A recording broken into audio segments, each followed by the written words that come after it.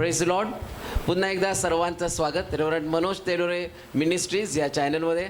गेलं वर्षभर त्या परमेश्वराने अद्भुत कार्य या वचनाच्या द्वारे पास्टरांच्या द्वारे केलं आणि अद्भुत चमत्कार मोठमोठ्या साक्षी अनेकांचं जीवन परमेश्वर बदलत आहे. या चॅनलला जर अजून तुम्ही लाईक केलं नसेल, सबस्क्राईब केलं नसेल तर या चॅनलला आपण लाईक करूयात, सबस्क्राईब करूयात आणि जास्तीत जास्त शेअर देखील करूयात. त्या ठिकाणामध्ये व्हॉट्सअप नंबर देखील दिलेला आहे. त्या व्हॉट्सअप नंबरवर तुम्ही तुमच्या प्रार्थना विनंत्या त्या ठिकाणामध्ये पाठवू शकता.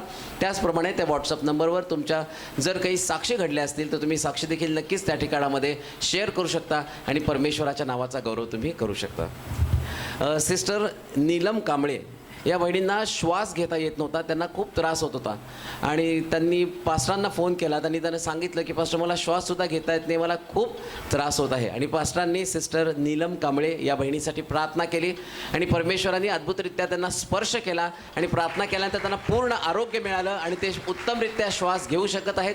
म्हणून सर्व गौरव आपण परमेश्वराला देणार आहोत. एका ब्रदरनी पास्टरांना सांगितलं होतं की त्यांच्या किडनीला खूप दुखत आहे, किडनीला डाव्या बाजूला त्या ठिकाणामध्ये त्यांना खूप त्रास होत आहे आणि त्यांनी सांगितलं पास्टरांना आणि पास्टरांनी देखील त्याच्यासाठी प्रार्थना केली आणि त्या भावाला देखील प्रार्थना झाल्यानंतर परमेश्वराने अद्भुत कार्य त्या ठिकाणामध्ये देखील केलं. पूर्ण किडनीचा प्रॉब्लेम, सगळं तिथलं दुखणं परमेश्वराने अद्भुतरित्या पूर्णपणे नाहीसं करून टाकलं आणि पूर्ण आरोग्य त्या भावाला दिलं. Praise Lord. खरोखर वचनाच्या द्वारे अनेक मोठमोठ्या साक्षी आणि वचनाच्याद्वारे मोठमोठे चमत्कार येणाऱ्या वर्षामध्ये देखील परमेश्वर करणार आहे आणि ते चमत्कार पुन्हा एकदा वचनाच्याद्वारे आपल्या जीवनामध्ये अनुभवण्यासाठी रेव्हरंड मनोज तेलोरे येत असताना आपण टाळ्या वाजवून त्यांचं जोरदार पहिली उपासना, पहिला शब्बात, वर्षामधला शब्बात म्हणू शकत नाही पण आठवड्याचा पहिला दिवस. परंतु जी पहिली उपासना असती ना, काल आम्ही पाहिलं की पहिला दिवस जो होता त्या दिवसामध्ये परमेश्वर शब्द बोलला आणि या शब्दाच्या द्वारे त्यानं चांगली निर्मिती केली. तशी वर्षाची पहिली उपासना आणि या पहिल्या उपासनेमध्ये जे काही तुम्ही प्रभूला देणार आहे आणि काय द्यायला पाहिजे ते पण आम्हाला समजून घ्यायला पाहिजे. ऑर्डिनरी उपासना कधीच नसते. काल मी तुम्हाला सांगितलं देवानं 6 दिवसामध्ये वेगवेगळ्या व्हरायटी निर्माण केले. सूर्य, चंद्र, तारे, नक्षत्र, आकाश, पृथ्वी, 6 दिवसामध्ये सगळं वेगवेगळ्या स्वरूपामध्ये जी तुम्हाला आणि मला आवश्यक आहे आणि त्या सगळ्या आवश्यक गोष्टींची पूर्तता त्यांनी 6 दिवसामध्ये केली. आणि मी तुम्हाला हेही सांगितलं काल, जर त्याच्या मनात आलं असतं तर त्यानं एका दिवसात ते निर्माण केलं असतं.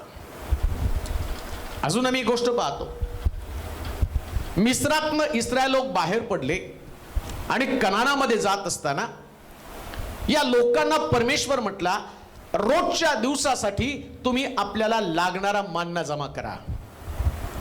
जेवढा लागेल तेवढा एका दिवसापुरता जमा करायचा आणि 6व्या दिवशी मात्र 2 दिवसाचा साठा तुम्ही करायचा. का तर 7वा दिवस हा परमेश्वराच्या उपासनेचा दिवस आहे. तो परम विश्राम दिन म्हटलेला आहे. म्हणजे उपासना ही देवाला एवढी प्रिय आहे. त्या उपासनेमध्ये दुसऱ्या कोणत्याच गोष्टीचं स्थान तुमच्या जीवनामध्ये असता कामा नये. कोणतीच नाही. उपासना म्हणजे फक्त उपासनाच. त्याच्यामध्ये देवाला काय दिलं पाहिजे तेही महत्वाचं आहे. आणि आज मी अशीच एक पहिली उपासना तुम्हाला सांगणार आहे. या पहिल्या उपासनेत म्हणजे जसं ते परिवार पहिली उपासना करायला आला, त्या देवानं या पहिल्या उपासनेमध्ये त्यानं जगासाठी निरंतरचा करा स्थापित केला. तुमची पहिली उपासना इतकी महत्वाची आहे ना, तुमच्या शहरासाठी, या सोलापूर शहरासाठी, देशासाठी. मला असं वाटतं की हे याच्यानंतर जर तुम्ही हे करायला सुरुवात केली ना तर कदाचित परमेश्वर या शहरासाठी करार करेल, आमच्या देशासाठी करार करेल. ती पहिली उपासना, ती पहिली आराधना, परमेश्वर जगावरती कोपतो ना. जसं देवाचा प्रेमळ स्वभाव, त्याच्या स्वभावाचा एक पैलू आहे की तो प्रेम करणार आहे. जेवढं तो प्रेम करतो ना आणि तेवढा जर तो संतापला तर एकाची सुद्धा गाय करत नाही असं शास्त्रात लिहिलेलं आहे. आणि असाच परमेश्वर, जसं आम्ही आता पाहतो की गेली 2 वर्ष हा कोरोना लोकांना सोडत नाही, तसं प्रभूनं अशाच पद्धतीची एक विपत्ती या जगावरती आणली. आणि प्रत्येक व्यक्तीला त्यानं दंड दिला, प्रत्येक व्यक्तीचा त्यानं न्याय केला. पण राहिलेले लोक जे आहेत, ज्या लोकांचा बचाव केला, आता परमेश्वराचा राग तर शांत व्हायला पाहिजे. उर्वरित दिवसामध्ये परमेश्वरानं या प्रकारची विपत्ती त्यांच्या परिवारावर, त्यांच्या कुटुंबावर, जिथं ते राहणार आहेत त्या ठिकाणामध्ये ती विपत्ती यायला नाही पाहिजे. म्हणून या लोकांनी जी गोष्ट केली तीच गोष्ट आम्हाला करायची. उत्पत्तीच्या पुस्तकामध्ये 8व्या अध्यायामध्ये आपण जाणार आहोत. 15 पासून तर 22 पर्यंतची वचन आपण वाचूया. उत्पत्तीचं पुस्तक त्याचा 8वा अध्याय आणि त्याचं 15 पासून 22 पर्यंतची वचनं. मग देव नोहाला म्हणाला, तू आपली बायको, पुत्र व सुना यास घेऊन तारवातून बाहेर निघ. पक्षी पशु व भूमीवर रांगणारे सर्व यापैकी जे प्राणी तुझबरोबर आहेत त्या सर्वांस बाहेर आण. म्हणजे पृथ्वीवर त्याची संतती विपुल होईल, ते फलद्रूप होऊन पृथ्वीवर बहुगुणित होतील. तेव्हा नोहा आपले पुत्र बायको व सुना यास घेऊन बाहेर निघाला. प्रत्येक पशु, प्रत्येक रांगणारा प्राणी, प्रत्येक पक्षी असे पृथ्वीवर संचार करणारे प्राणी जातवारीनं तारवातून बाहेर निघाले. नंतर नोहानं परमेश्वरासाठी वेदी बांधली आणि सर्व शुद्ध पशु व सर्व शुद्ध पक्षी यातले काही घेऊन त्या वेदीवर त्यांचे होमार्पण केलं. परमेश्वर त्याचा सुवास घेऊन आपल्या मनात म्हणाला, मानवामुळे मी इतर भूमीला कधी शाप देणार नाही. कारण मानवाच्या मनातल्या कल्पना बालपणापासूनच दुष्ट असतात. तर मी आताच्या प्रमाणे पुन्हा अखिल जीवाचा कधीही संहार करणार नाही. पहिली उपासना. तारवातनं बाहेर पडले. बायबल सांगतं देवानं आपला क्रोध पृथ्वी तलावरती टाकला आणि त्यानं ठरवलं की हरेक जीवाचा अंत करायचा. पण नोहाला आणि त्याच्या परिवाराला त्यानं सांगितलं की तुम्हाला लागणाऱ्या सगळ्या वस्तू घेऊन तुम्ही तारवामध्ये जा. मग त्यानं पशु पक्षी प्राणी सगळ्याच्या 2-2 जोड्या त्याला घ्यायला सांगितलेल्या होत्या आणि बायबल सांगतं की त्या जोड्या घेऊन तो तारवामध्ये गेला. आता तारवामध्ये ते सुरक्षित राहिले, जसं कोरोनामध्ये आम्ही सुरक्षित राहिलो. आमची नोकरी सुरक्षित राहिली, आमचा पैसा सुरक्षित राहिला, आमचे लेकरं सुरक्षित राहिले. मग सुरक्षित राहिल्यावर देव काय म्हणतो, आता मी तुमचा बचाव केला ना, मग आता नुसतंच तारवामध्ये बाहेर बसू नका. लक्षात घ्या, कोरोनापासून तुम्ही वाचला, मग घरातच बसून राहणार आहात का? पहिला प्रश्न तोच आहे.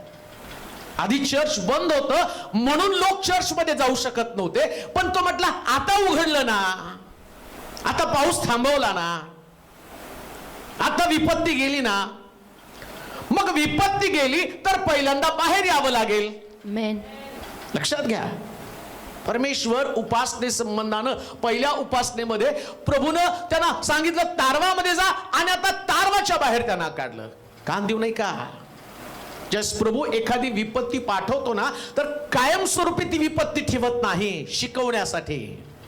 माझी आज्ञा मोडली, माझ्या इच्छेप्रमाणे जर तुम्ही चालला नाही तर कशा प्रकारचा दंड जगावरती येतो, आणि जग अनुभवत आहे. एका पिढीनंतर दुसरी पिढा. त्या काळात पण पिढा आली, नैसर्गिक आपत्ती आली, एवढा पाऊस झाला, 40 दिवस 40 रात्र सगळं जगच त्यानं बुडवून टाकलं, सगळं जग नष्ट झालं.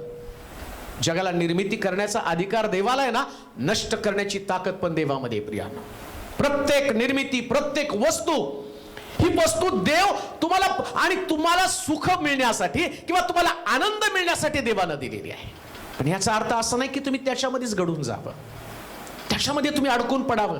तुमचा परिवार, तुमची लेकरं, तुमची नोकरी, तुमचा व्यवसाय, तुमचा बिझनेस, तुमचे नातेवाईक, तुमचे प्रिय लोक, तुमचा समाज, याच्यापुरतं तुम्ही मर्यादित ज्या जगायला सुरुवात करताना त्यास देवाला पुन्हा एकदा आठवण करावी लागते, अरे तुम्ही माती आहात, तुमच्यामध्ये ताकद नाही, तुमच्यामध्ये शक्ती नाही. मग तीच गोष्ट त्यावेळेस घडली.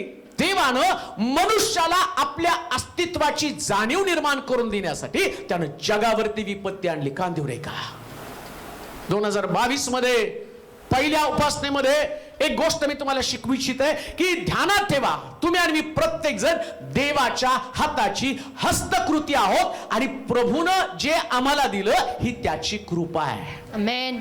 मला तो म्हटला तुझं तू तारू बनवलंस ना, या तारवामध्ये तू आपल्या कुटुंबाला घेऊन जा, तुझं कुटुंब तारवामध्ये राहू दे. पण आता ज्यावेळेस मी विपत्ती काढली ना, तुझं कुटुंब घेऊन तारवातनं बाहेर निघ. माझे प्रिय लोक, जे लोक मला युट्यूब, फेसबुक, गुगल मीटच्या माध्यमातून ऐकत आहेत, तुम्ही घरी बसून जर हे ऐकत असाल, तुमच्या समोर ऑप्शन नसेल, तुम्ही ड्युटीवरती आहात आणि तुम्हाला बाहेर पडता येत नसेल, तर या ठिकाणात बसून ऐकणं योग्य आहे. पण जर तुम्ही आळसानं तुमच्या घरामध्ये बसून ऐकत आहात, तर प्रभू तुम्हाला सांगत आहे, पहिल्या उपासनेसाठी बाहेर पडा. पहिल्या उपासनेसाठी बाहेर पडा. बरं, तुम्ही एकटे बाहेर पडू नका. तो म्हटला तुझं कुटुंबासहित तू बाहेर पड. आमेन. कुटुंबातला एक सुद्धा व्यक्ती उपासनेच्या दिवशी देवा आणि घरामध्ये असता कामा नये, तर त्यानं तारवाच्या बाहेर निघलंच पाहिजे, त्यानं परिवाराच्या बाहेर निघलं पाहिजे. का? कारण देवानं तुमचा परिवार वाचवला. आमेन. जे तुमच्या बरोबर लोक आहेत ना, ज्यास तुम्ही तुमच्या परिवाराला घेऊन देवाच्या मंदिरामध्ये येता ना, त्यास तुम्ही देवाचे आभार मानता, हे सुरक्षित आहेत, देवाला दाखवायला आणता. तुमच्या घरातले लोक ज्यास घरामध्ये असतात ना, त्यास देवाला आणि तुम्ही एक चॅलेंज करता, आव्हान करता, तू आमचा बचाव केला पण अजूनही आम्ही तुझ्या आज्ञा मानत नाही, तुझ्या आज्ञेचं आम्ही उल्लंघन करतो. प्रियानो, देवाला सतावू नका, देवाला राग येईल अशा कृती करू नका. बायबल सांगतं, वाचा बरं 15 वचन. मग देव नोहाला म्हणाला, तू आपली बायको, पुत्र व सुना यास घेऊन तारवातून बाहेर निघ.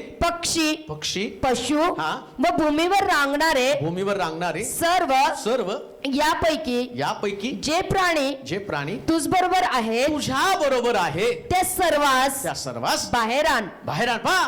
देवानं जे तुमचं सुरक्षित ठेवलं त्याला घेऊन यायचं. काय सुरक्षित ठेवलं? तुमचं आरोग्य सुरक्षित ठेवलं, तुमचं धन सुरक्षित ठेवलं, लोकांची पगारी गेल्या, बिझनेस गेला, सगळं काही गेलं, पण तुम्हाला देवानं सगळं दिलेलं आहे. सगळं दिलं आणि ते थँक्स गिव्हिंग. मला मोठा प्रश्न पडत होता, देवानं हे पशु पक्षी तारवामध्ये का ठेवले? त्याचं उत्तर मला सापडलं. जे त्याला आवडतं, मग नोहानं त्यातलं जे चांगलं काढलं, शुद्ध आणि अशुद्ध दोन्ही पण गोष्टी काढल्या आणि वेदीवरती दिल्या आणि म्हटलं, देवा हे तुम्हाला दिलं, आता मी तुला देतो. लक्षात घ्या, त्यानं बाहेर काढल्याबरोबर देवानं काय अभिवचन दिलं माहिती का? काय अभिवचन आहे? वाचा बरं. परमेश्वर त्याचा सुवास घेऊन, 17 वचन, पक्षी पशु व भूमीवर रांगणारे यापैकी सर्व जे प्राणी तुझ्या बरोबर आहे त्या सर्वांस बाहेर आण. म्हणजे पृथ्वीवर त्याची संतती विपुल होईल. या सगळ्यांना, सुनांना बाहेर आणलं, नातवांना बाहेर आणलं, मुलांना बाहेर आणलं, बायकोला बाहेर आणलं. आणि बायबल काय सांगतं माहिती का? तू बाहेर आणल्या कारणानं मी त्यांना आशीर्वादित करेल. आज सकाळीच्या देवाच्या मंदिरात तुमची पत्नी, तुमचे पती, तुमची लेकरं, तुमची सासू, तुमच्या सुना जर देवाच्या मंदिरामध्ये पहिल्या उपासनेसाठी आहे, तर तुम्ही धन्य लोक आहात. कारण बायबल सांगतं, या पृथ्वीवर मी तुम्हाला फलद्रूप करेल, मी तुम्हाला वाढवेल आणि मी सगळ्या गोष्टींनी तुम्हाला संपन्न करून टाकेन. जे निघत नाहीत ना घराच्या बाहेर, अजून पण पहिली उपासना, पहिली आराधना, पहिलं समर्पण, आता नुसतं पहिलंच नाही बरं का. आता तुम्ही म्हणा झालं, पहिली संपली, आता वर्षात एकदा पहिली उपासना. आज गर्दी भरपूर पडली पहिल्या उपासनेला. मी म्हणलं, मला कोणीतरी काल सांगितलं, आमच्या चर्चला रविवारी सुट्टी दिली कारण 2-3 दिवस चर्च झालं. मी म्हटलं मुळातच 6 दिवसांनी एक 6 दिवस घरी असतात आणि 7व्या दिवशी 2 तास चर्च, आणि त्यात म्हटलं नाही तुम्ही खूप दमला, आता तुम्ही सुट्टी घ्या. मी खूप हसलो, म्हटलं सुट्टी चर्चला? भरपूर आळशी दिसते तुमचा पाळक की त्याला 2 तास पण वेळ काढायला नको. शास्त्र सांगतं देवानं एवढं सांभाळलं 365 दिवस. हालेलुया. आणि 365 दिवस तुम्हाला सांभाळावं. तुमच्या शहराशी, तुमच्या देशाशी देवानं करार करावा, तर तुमची लेकरं, तुमच्या सुना, आमेन. तुमची मुलं, तुमची संपत्ती ही घरात राहता कामा नये, ते देवाच्या मंदिरात आली पाहिजे. आमेन. देवाच्या मंदिरात त्यांना घेऊन या. कशासाठी? देव तारवत ना एक एक बाहेर पडतं ना, त्या सगळ्यांकडे देवाचं लक्ष असतं. लिहिलं का नाही काय काय बाहेर पडलो? पक्षी. काय लिहिलं तिथं? पक्षी. म्हणजे तुम्ही घरातनं निघताना तुमच्या रिक्षाला पैसे देता. पक्षी म्हणजे तुमची रिक्षा आहे. हालेलुया. उडत उडत उडत तुम्ही येता. कसं येता ना, तर ते देव, तुम्ही रिक्षाला पैसे देता, कसं देता का? तुम्ही म्हणता नाही या रविवारी पैसे नाहीत, पुढच्या रविवारी जाऊ. तर तुमची रिक्षा तुम्ही घरात ठेवल्यावर देव म्हणतो मी तुला आशीर्वादित देईन का? आशीर्वादित करणार नाही. पण देव तुम्हाला आशा, लक्षात ठेवा, तुम्ही पेन्शनर आहात ना, तुमच्या पेन्शन मध्ये मोदी जाण्याच्या अगोदर भरपूर वाढ त्याला करावीच लागेल का? कारण देवाचं ते अभिवचन आहे. आमेन. परमेश्वर, तुम्ही देवाच्या मंदिरामध्ये येताना तो तुझे पक्षी घेऊन बाहेर निघ. आमेन. जाऊ दे रिक्षाला पैसे किती जायचे ते. हालेलुया. दवाखान्याला घालायच्या ऐवजी रिक्षाला घालवा. हालेलुया. आहे का नाही? आमेन. आम्ही दवाखान्याला जास्त घालवतो आणि रिक्षाला कमी घालवतो. दवाखान्याला जाऊ द्या, रिक्षाला जाऊ द्या, दवाखान्याला नको. प्रभू पाहतो तुमचा त्याग, प्रभू पाहतो तुमचं बलिदान. आणि एक गोष्ट ध्यानात ठेवा, देवाच्या मंदिरात येताना तुमचं धन सुरक्षित राहतं. आमेन. त्याच्यामध्ये चेंगसपणा करू नका. बरेच लोक सांगतात आम्ही एक रविवार आड एक रविवार जातो, कारण आमची तेवढी ऐपत नाही, तुमची तेवढी ऐपत नाही, तुमची बुद्धिमत्ताच तेवढी आहे. तुम्ही तुमच्या पुरवठ्याकडे पाहता. इथं तर देवानं वचन दिलं, मी सगळं आशीर्वादित करेल, या पृथ्वी तलावर वाढवेल वाढवेल वाढवेल. काम देऊ नाही का की तुम्हाला जसं तुम्ही येत आहात, काय काय संगती आणत आहात, कुठल्या कुठल्या गोष्टी तुम्ही देवाच्या हातामध्ये देतात. पहिली उपासना, पहिल्या उपासनेमध्ये एक गोष्ट ध्यानात ठेवा, देवाचं लक्ष तुमच्या तारवामध्ये पण आहे आणि तारवाच्या बाहेर काय येतं ते पण आहे. देव सगळा तारू रिकामा होईपर्यंत बसत नाही. तो म्हणतो रिकामा कर, नाही तर परत पाऊस पाठवील. सगळ्याला बाहेर काढ, सगळ्याला त्या तारवाच्या बाहेर घेऊन ये.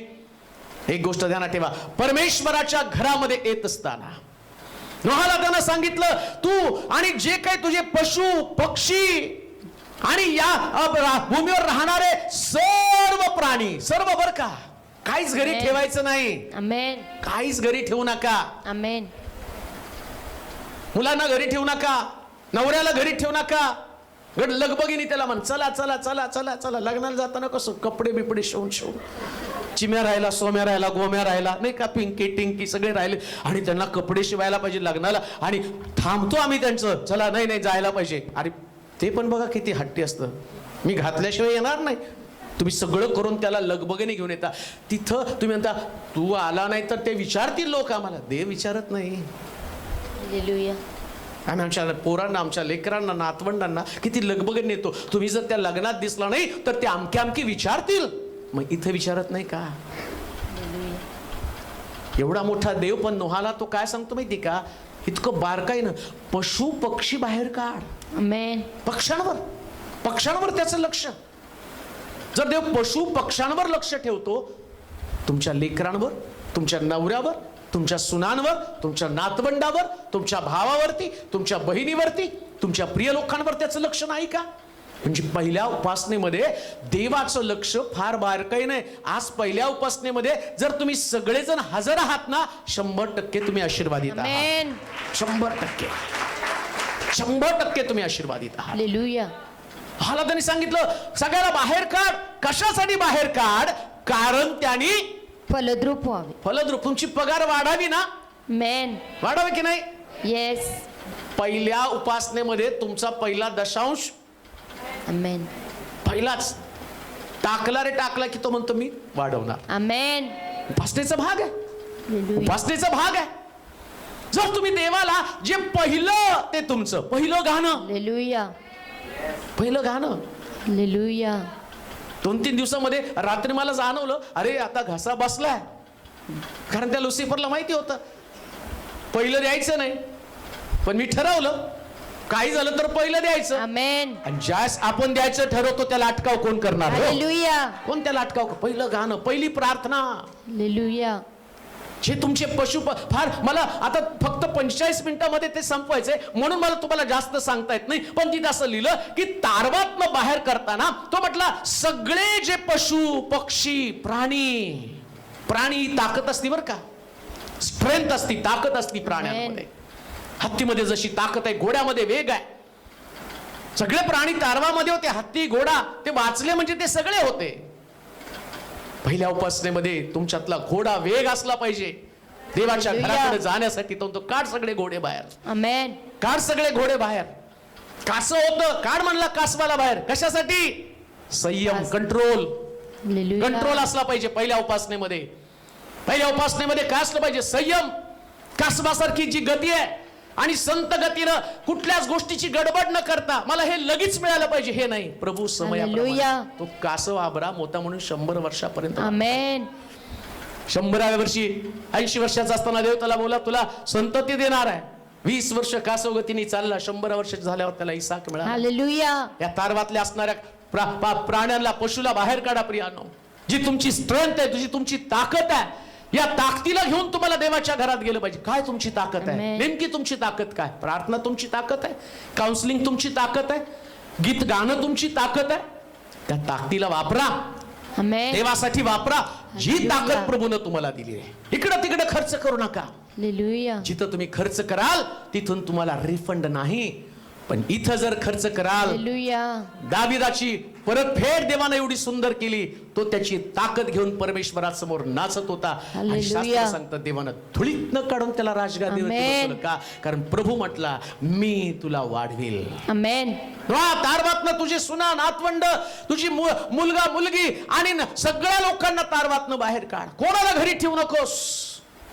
हे गोष्ट 100% आहे. यहोशुवासारखा मी म्हटलं पाहिजे मी आणि माझं घराणं तर परमेश्वराची सेवा. Amen.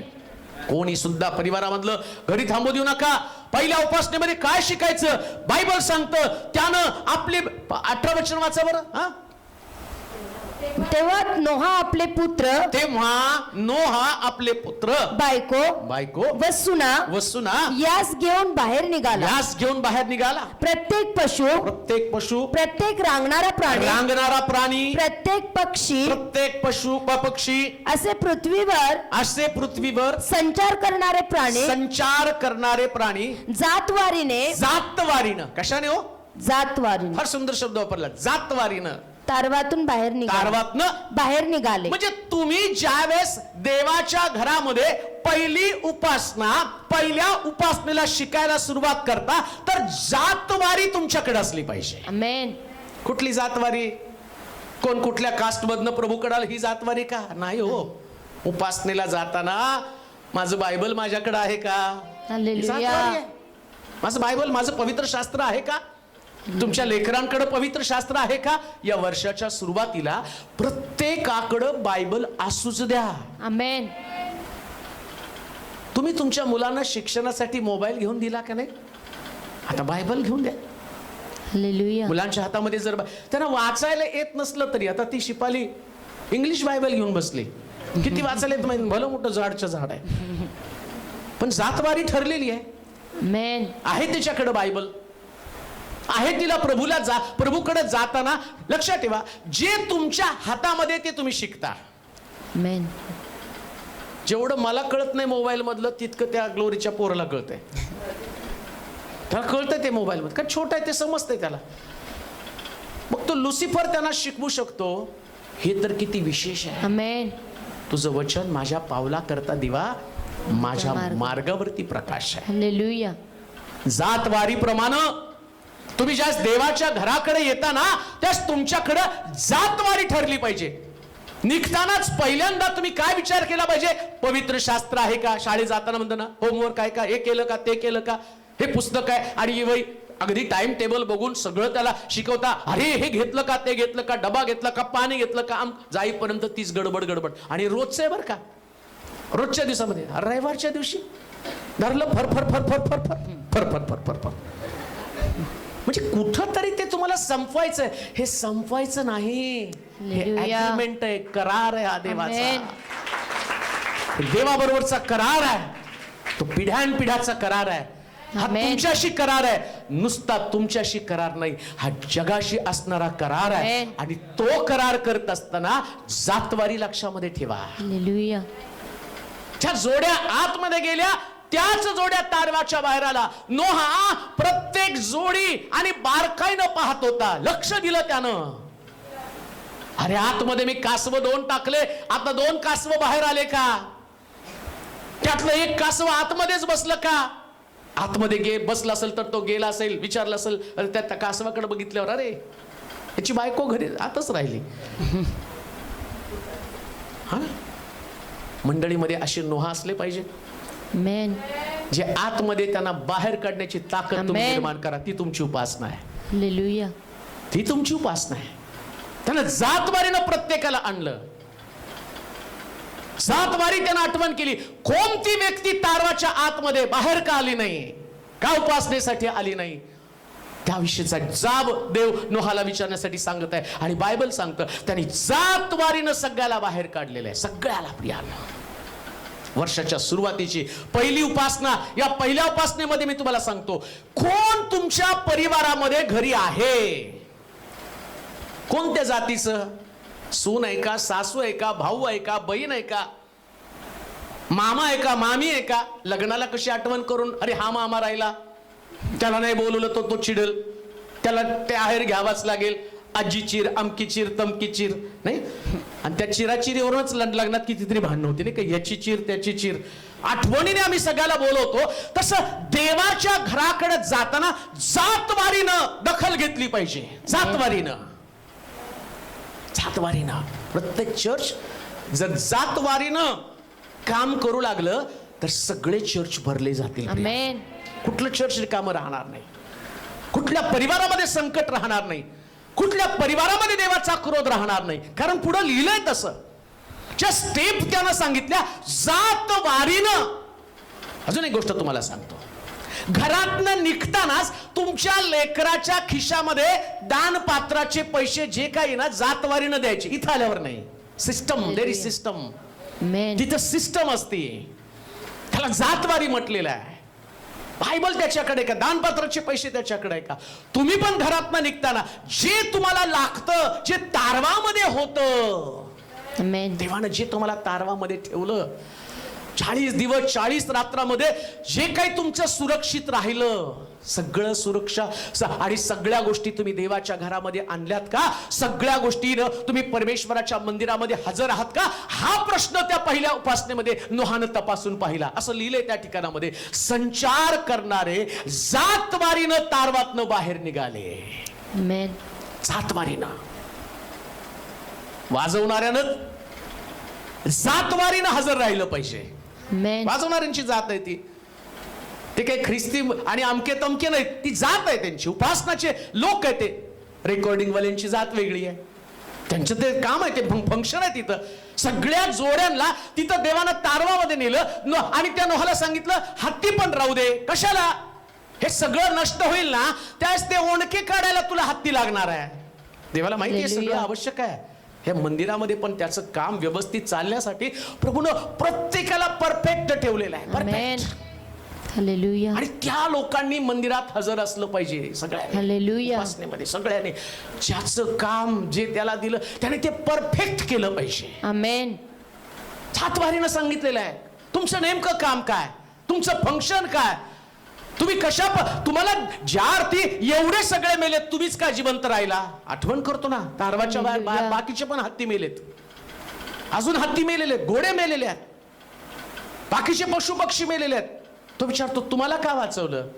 कारण ज्यावेळेस तारवातनं बाहेर पडाल ना, त्यास पहिल्या उपासनेमध्ये तुमचा भाग असावा. Amen. पहिली उपासना, त्या उपासनेमध्ये मला तुम्ही दिसावं, ही देवाची अपेक्षा. देवानं त्यांना नाही सांगितलं उपासना करण्यासाठी, देवानं फक्त म्हटलं तारवाच्या बाहेर. उपासना ही उत्स्फूर्त असते. Hallelujah. त्याला फोर्स करून कोणी करायला आणि केल्यावर ती उपासना नसती. इकडं नोहा तारवातनं बाहेर पडल्याबरोबर त्याला आतमधनं फोर्स व्हायला लागलं. नाही रे, Hallelujah. वाचलोय आता. Hallelujah. खूप मेले होते, पुष्कळनं दार वाजवलं, पुष्कळनं तुम्हाला फोन केला असेल प्रार्थनेसाठी, दार वाजवलं असेल, परंतु गेले होते. आम्ही केल्या सगळ्यांसाठी प्रार्थना, पण दार वाजून सुद्धा ते वाचू शकले नाही. त्याच देव तुम्हाला आठवण करतो, अरे त्यांना नाही वाचवलं पण मी तुम्हाला वाचवलं. हालेलुया. मग तुमच्या आतून तो फोर्स येत नाही का, म्हणत नाही का, प्रभूजी मला तू जीवन दिलं, हे माझं नाही आता तुझं आहे. आणि ती हालेलुया. आतून उपासना येते. नोहाला देवानं सांगितलं नाही की तू उपासना कर, ते आतून त्याला प्रेरणा झाली. बायबल सांगतं त्यानं या सगळ्या जातवारीनं सगळ्याला तारवातनं बाहेर काढले. 20 वचन वाचा बरं. नंतर नोहानं परमेश्वरासाठी वेदी बांधली. नोहानं बांधली. देव हालेलुया. नाही त्याला म्हटलं तू माझ्यासाठी वेदी बांध, कारण देवाला सक्तीनं उपासना करून घ्यायला आवडत नाही. तो तुमच्यासाठी भुकेला नाही बरं का, तुमच्या शब्दासाठी. बळजबरीने थँक्यू म्हणायचं, कधी कधी ते नाही का थँक्यू म्हण, मग ते तोंड फुगलेले असताना थँक्यू, चला मला आवडत नाही तर तुम्हाला काय आवडणार आहे, देवाला काय आवडणार आहे. तो तर फार गौरवी देव आहे, हालेलुया. वैभवानं भरलेला देव आहे. ज्यावेळेस तुम्ही उपासना पहिली शिकताना, पहिलं तुमचं ट्रेनिंग एवढं भारी असलं पाहिजे. पहिल्या उपासनेमध्ये आतमध्ये उत्स्फूर्तपणे चला आता आमेन. वेदी बांधूया, चला वेदी बांधूया. पहिल्या उपासनेमध्ये वेदी आहे, वेदीवरती प्रार्थना आहे, वेदीवरती अर्पण आहे. तुमची वेदी कुठे आहे, तुमची वेदी कुठे आहे. काय आज ही उपासनेची वेदी तुम्ही तयार केली होती का, तुम्ही जनरली प्रार्थनेला आला, चर्चला आला म्हणून आला का, तुम्ही वेदी स्पेशल तयार केली की ज्या वेदीमध्ये परमेश्वरासाठी सुवास बाहेर पडणार आहे, असं लिहिलंय तिथं. हालेलुया. तिथून सुवास बाहेर पडला. अशी वेदी बनवा ना.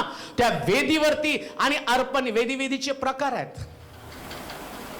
हा, जर चांगली चूल असेल, चांगली बनवली असेल ना, लाकडं व्यवस्थित बसले असतील ना, तर आतमध्ये जे काही तुम्ही मटेरियल टाकता ना, तुमचं सगळं मसाला त्याच्यामध्ये तुम्ही टाकता ना, तो एवढा घुमतो सगळीकडं की आजूबाजूच्या लोकांना पण वास येतो आणि त्यांना आपोआप भूक लागते. हे वैशिष्ट्य आहे. पण दुसऱ्यांदा कशी तर चूल बनवले, कसे तर लाकडं कोंबले, तर करपट वास येतो आणि कोणी त्या बिर्याणीकडे जाऊ पण शकत नाही. खात पण नाही. ते म्हणतात नको, करपट आहे, वेदी नाही, त्यांची इच्छा होत नाही. वेदी अशी बना, अशी बनवा, अशी वेदी तुम्ही बना की आजूबाजूचे लोक देवाच्या भवनाकडे आले पाहिजे, वास घेत त्यांनी म्हटलं पाहिजे की नाही, इथंच खरी सुटका आहे, हालेलुया. इथंच खरं उद्धार आहे, इथंच खरं परिवर्तन आहे, इथंच माझ्या प्रश्नाचं उत्तर आहे. आनंद वाटतो मला. लांबून लांबून लोक फोन करत आहे, बेंगलोरवरून, गुजरातच्या बॉर्डरवरून फोन करत आहे आणि ते उत्सुकता दाखवत आहे. काय म्हणत आहेत माहिती का तुम्हाला, लवकर हे उठू द्या हो, आमचा विश्वास आहे एकदा चर्च मध्ये आलो की आमचे प्रश्न सुटून जातील. वेदीचा सुगंध एवढा लांब गेलेला आहे, हालेलुया. एवढ्या लांब पर्यंत सुगंध गेलेला आहे. याच्या पलीकडे जाऊन तुम्हाला सांगतो, काही लोक आपले त्या इंग्लंडमध्ये अडकून पडले, त्यांना बाहेर पडता येईना.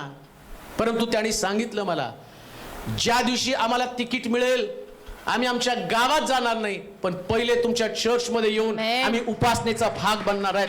ही वेदीवरचं अर्पण, एक चांगली वेदी जर असेल ना, तर त्याचा सुगंध सगळीकडे पसरतो. प्रियांनो, ती वेदी बना, ती वेदी बनवा.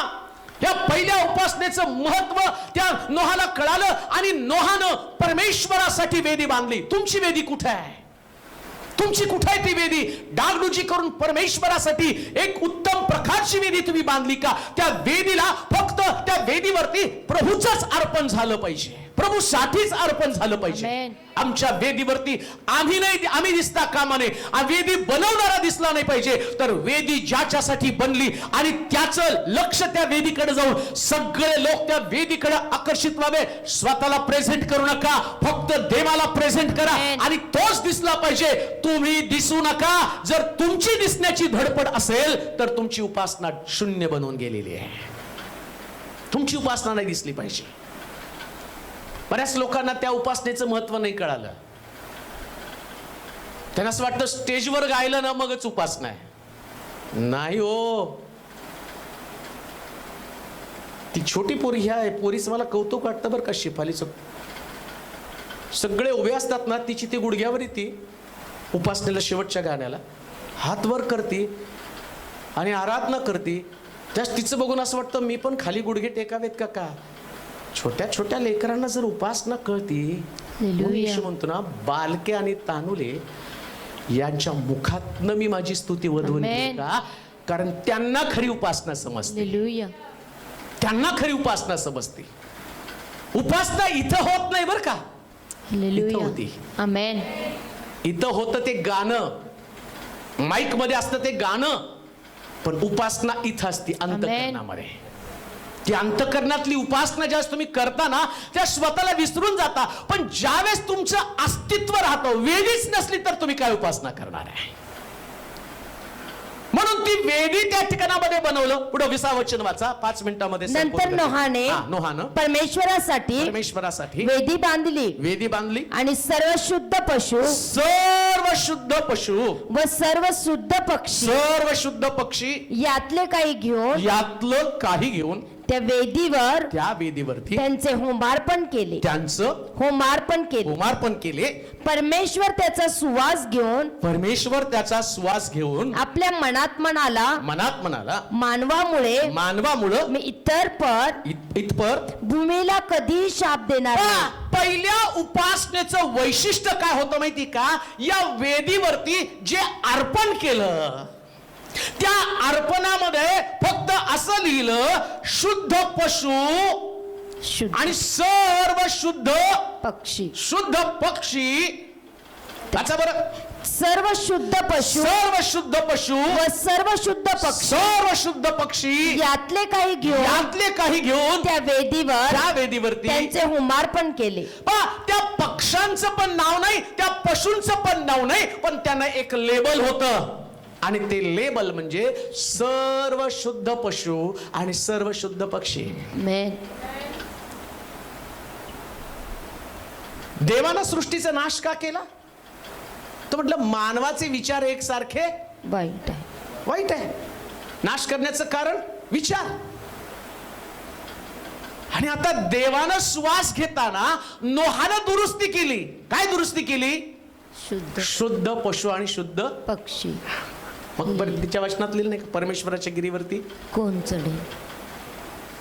वेदी, स्टेज, प्रार्थना, आराधना या गोष्टीमध्ये जर वेदीवरती शुद्ध विचाराचे लोक असतील, जर वेदीवरती शुद्ध पशु असतील, शुद्ध पशु, पहिली गोष्ट पशु म्हणजे ताकद. हे वाजवणारे जे आहेत हे सगळे पशु आहेत बरं का, यांच्यात ताकद आहे यांच्या वाजवण्यामध्ये. नुसतं वाद्य, विदाऊट वाद्य तुम्ही नाही चांगली उपासना करू शकत. टाळ्या वाजवा या लोकांसाठी, हे आमच्यासाठी चांगले आहेत. पण हे ज्यावेळेस अशुद्ध होतील ना, त्याच्यातनं सुवास येणार नाही. नीट लक्षात ठेवा. त्यांचे विचार जर भरकटून गेले वाजवणाऱ्यांचे, वाजवणारा फक्त पवित्र आत्म्याच्या कार्यापेक्षा तो त्याच्या कलेला महत्व देऊ लागला. त्याला असं वाटतं की माझ्यामुळं हे चालतं. त्याचे विचार भ्रष्ट होत गेले. प्रभूला न पसंत पडलेल्या गोष्टी आराधनेमध्ये ज्या दिवशी येतील ना, त्या दिवशी श्वास येणं बंद होऊन जाईल. श्वास असला पाहिजे वेदीमध्ये, अर्पणामध्ये श्वास असला पाहिजे. म्हणून क्वायर मध्ये पण त्यानं भाग घ्यायचा ज्याला मरणं जमतं बरं का. कारण याला अर्पण झालं तिथं. कुरकुर करणारे, कुडूक कोंबडी सारखे कुडूक कुडूक करणारे त्यांनी वेदीवरती कधीच चढायचं नाही. कारण ती वेदी भ्रष्ट होती. असली वेदीवरती परमेश्वर कधीच ते अर्पण मान्य करू शकत नाही. पहिल्या उपासनेमध्ये काय शिकलं पाहिजे? त्यानं या सगळ्या शुद्ध पशूंचं अर्पण केलं, दाखवले नाहीत. हालेलुया. वेदी दाखवण्यासाठी नसती, ती अर्पण करण्यासाठी असते. आमेन. वेदीमध्ये भस्म व्हायला पाहिजे. इथं लिहिलं सगळं भस्म होऊन गेले. हालेलुया. जर वेदीवरती कोणी भस्म होण्यासाठी तयार नसेल तर लक्षात ठेवा, ती वेदी भ्रष्ट होऊन जाणार आहे. नोहानं पहिली उपासना, त्या उपासनेमध्ये असं लिहिलं त्या ठिकाणामध्ये सगळ्याचं होमार्पण केलं. होमार्पण म्हणजे काय? राख बनणं. हालेलुया. राख बनायला पाहिजे. राख बनणं म्हणजे स्वतःचं अस्तित्व संपणं.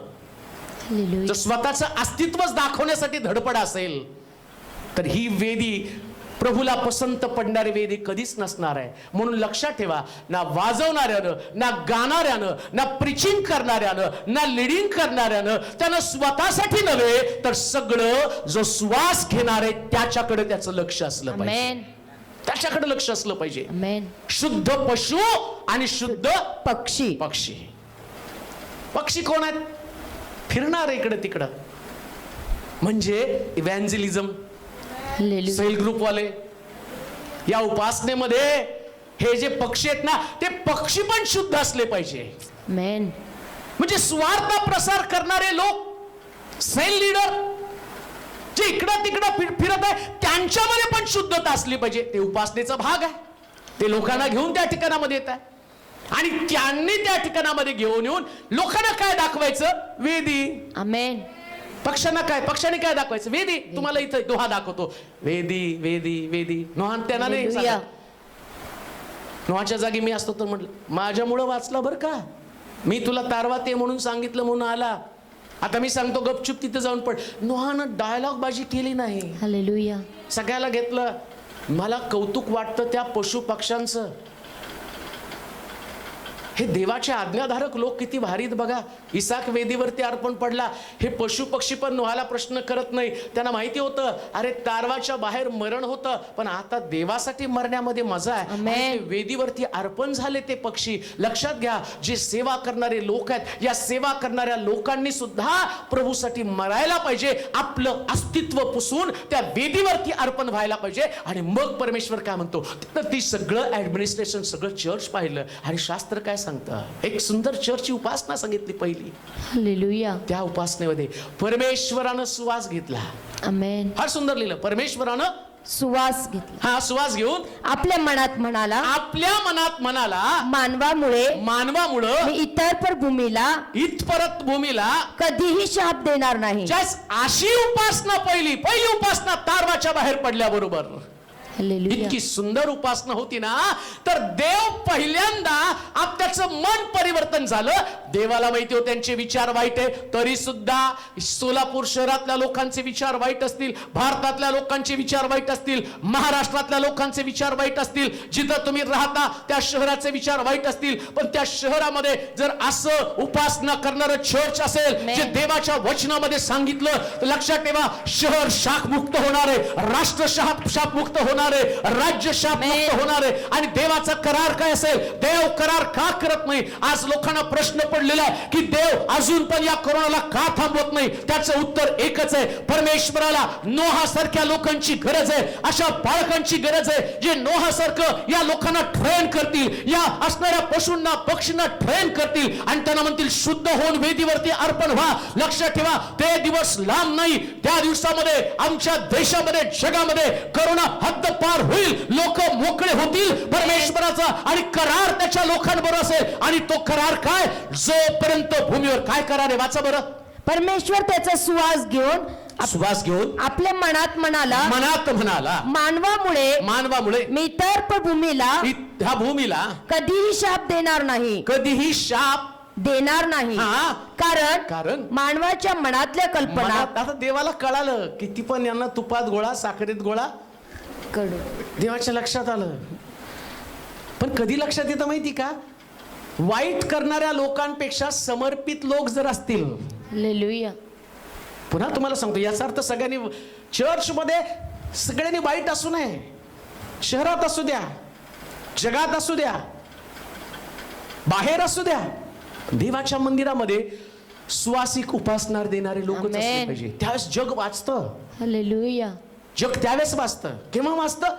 नोहासारखे लोक असतात, नोहासारखे पहिली उपासना करणारे लोक असतात. आणि परमेश्वर करार काय करतो माहिती का? तो इथपर्यंत, आता इथून पुढे माझा विचार आहे, मी परत या लोकांना कधीच शाप देणार नाही, कधीच लोकांचा नाश करून टाकणार नाही. शिलोचे लोक जी मला ऐकत आहे, त्या सगळ्या लोकांना माझं सांगणं आहे, पहिली उपासना जशी सुंदर होती तशीच उपासना तुम्ही करा. Hallelujah. या शहरातली विपत्ती जाईल निघून. Amen. 100% जाईल. माहित नाही आता अजून 2-3 आठवड्यामध्ये परत चर्च राहील चालू, बंद आम्ही नाही सांगू शकत. पण जेवढे दिवस चर्च चालू आहे ना, तेवढे दिवस उपासना चुकवू नका. Amen. आणि लक्षात ठेवा, आजचा संदेश हा तुमच्या आयुष्यभरासाठी नोंद करून ठेवा. आपल्या नातेवाईकांना, आपल्या प्रिय लोकांना देवाच्या उपासनेचं महत्व शिकवा. Amen. जास्त उपासनेचं महत्व शिकतील ना, देव आपला करार पुन्हा स्मरण करेल. Amen. देवानं आपला करार स्मरावा, आठवण करून द्यावी. नोहाशी जसं तू बोलला, परत मी भूमीला शाप देणार नाही. देवा, लोकांची कल्पना वाईट आहे, तूच बोललेला आहेस. पण आता आम्ही सुवासिक उपासना तुला सादर करतो. Amen.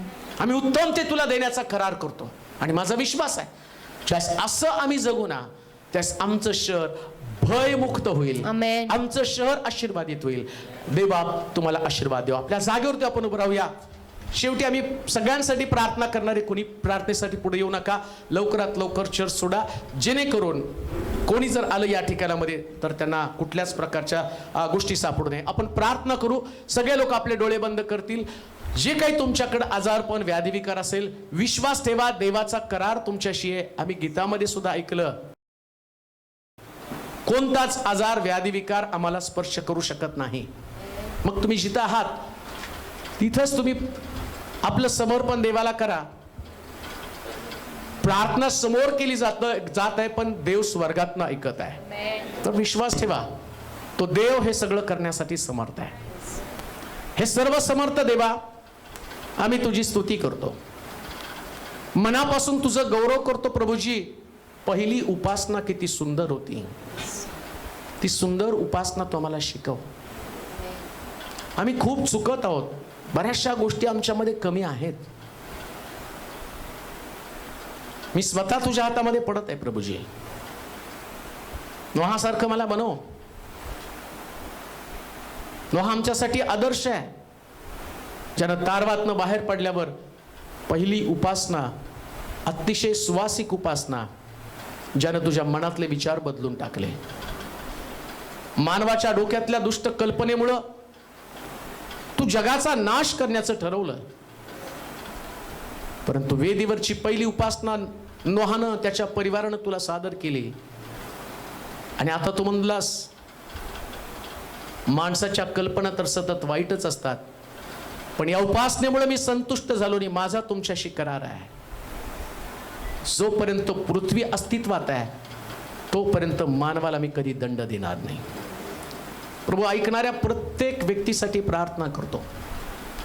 नोहासारखं त्यांनी म्हणावं, चला माझ्या मुलांनो, चल माझी पत्नी, माझ्या सुनांनो, प्रभूनं आपल्याला सांभाळलं, राखलं, आपण उपासनेसाठी वेदीकडे जाऊया. आज तुटलेल्या वेद्या पुन्हा उभा केल्या जाऊ दे, जशी नोहानं वेदी उभी केली प्रभूची.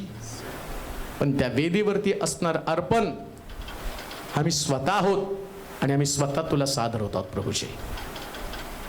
जे लोक आजारी आहेत, प्रश्नामध्ये आहेत, आर्थिक प्रश्न आहेत, घरामध्ये समस्या आहेत, शरीरामध्ये समस्या आहेत, पीडा आहेत, लेकरांचे प्रश्न आहेत, पतीचे प्रश्न आहेत, शारीरिक कष्ट आहेत, नोकरीची समस्या आहेत, या सगळ्या समस्येतनं सुटका देणारा हात तू त्यांच्यासाठी लांब कर, जिथं आहे तिथं प्रभूजी. माझा विश्वास आहे तू प्रत्येकाचं शरीर निहाळतो आणि त्याप्रमाणे त्यांची भेट घेतोस. रक्तस्रावी स्त्री जसं काही लोकांच्या गर्दीमधनं शिरून तिने येशूला स्पर्श केला, आज हे लोक त्याच भावनेने येऊ दे. त्यांनी आम्हाला स्पर्श करण्याची धडपड करू नये, येशूला स्पर्श करण्याची त्यांनी धडपड करावी.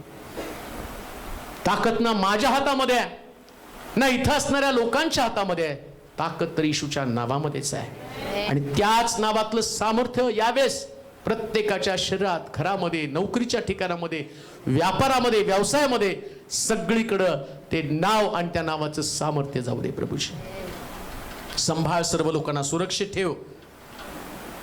ही महामारी लवकरात लवकर संपणार आहे, आमचा विश्वास आहे, संपणारच आहे. मंदिर बंद होण्याची वेळ येऊ नकोस प्रभूजी. आणि प्रत्येक व्यक्तीला उपासनेचं महत्व समजू दे. इथून पुढं कोणी सुद्धा आपल्या घरी थांबू नये. तसा नोहा आपल्या सगळ्या कुटुंबासह वेदीकडे आला, तसं एकेकाला त्या वेदीकडे घेऊन ये प्रभूजी. सर्वांना तुझ्या स्वाधीन करत आहे, गरजेप्रमाणे भेट घे. आदर, गौरव, महिमा, सन्मान तुला दे. येशूच्या नावात ही प्रार्थना विनवणी केली म्हणून तू ऐक. आमेन. आता दे बापाची प्रीती, प्रभू येशू ख्रिस्ताची कृपा, पवित्र आत्म्याची सहभागिता तुम्हा सर्वांबरोबर आता आणि सर्व काळ असो. आमेन.